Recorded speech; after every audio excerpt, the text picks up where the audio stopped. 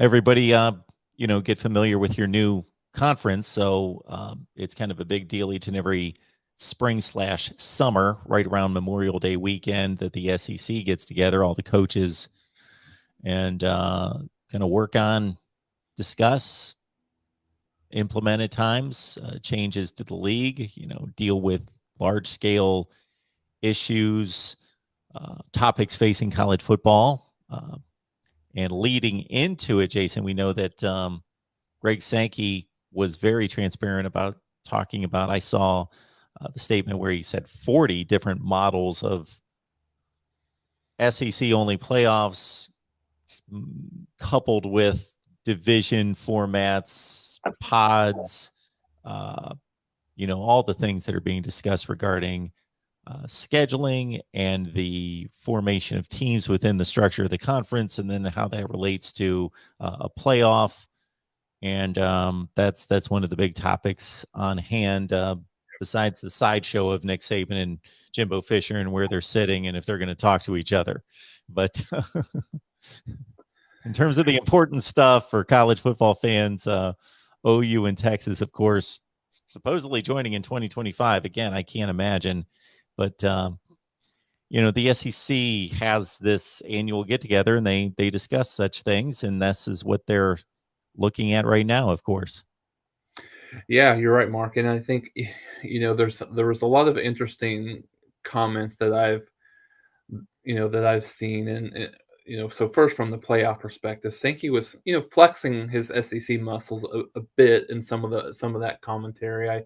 I had saw some quotes around specifically around talking about the playoff situation, and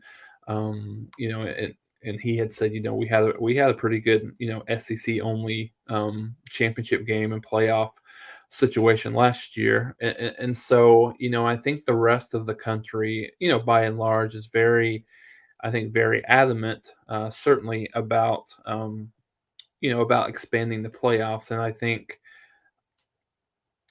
Sankey is one of those where he's fine. I think he's fine with whatever everybody wants to do, right? He's comfortable with the way it is right now because, obviously because of the strength of the SEC. The SEC's got, is always going to have at least one team in, possibly even two, in a four team playoff. So, what's the thought if it's expanded to 8 or 12? I mean, does the SEC get four, or even five or six, in that situation? So I think that's interesting as we go through this process of really kind of understanding the time frame as to when the playoffs would get expanded, understanding those comments, and then I think that, to your point, Mark, about the scheduling and things like that, that's the thing probably more, I think, probably near term, more near and dear to folks on here from Oklahoma, and even from a Texas perspective. I think the one thing that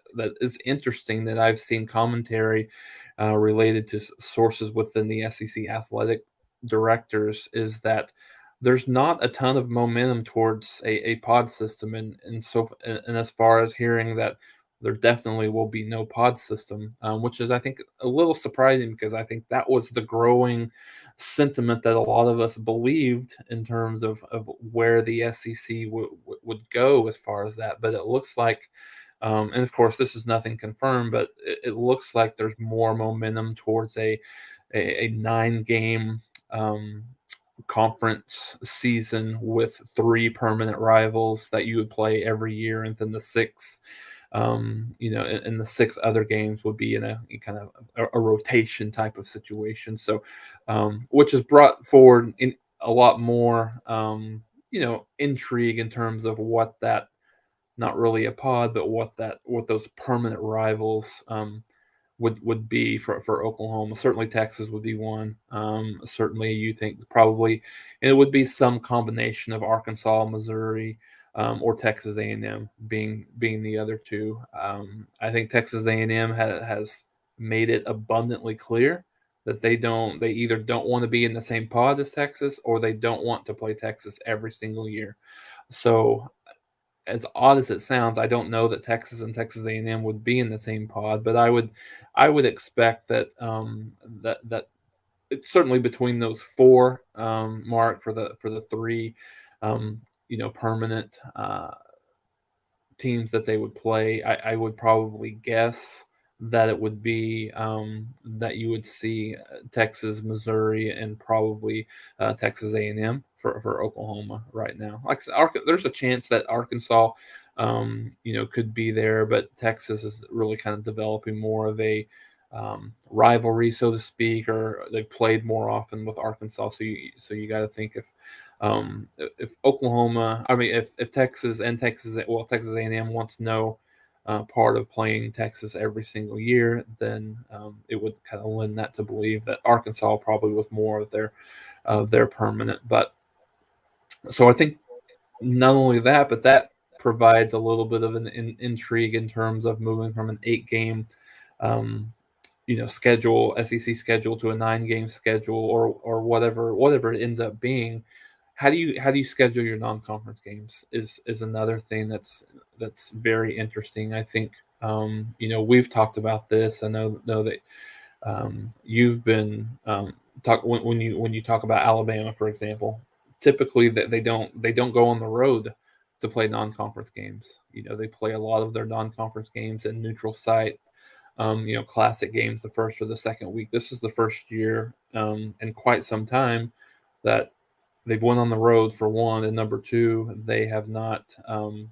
They're not playing in one of those classic games early on. So, will be interesting to see what that looks like. When you have, from Oklahoma's perspective, I think when you have a loaded 9 game SEC schedule, it makes it hard to think through scheduling a any kind of a tough non-conference schedule, right? I mean, I think there's still discussions whether Oklahoma and Oklahoma State are going to play each other every year, and so I think those are interesting conversations to understand, what the mindset of some of those teams will be. I know that there's a lot of teams in the SEC that historically will schedule an FCS opponent in the non-conference.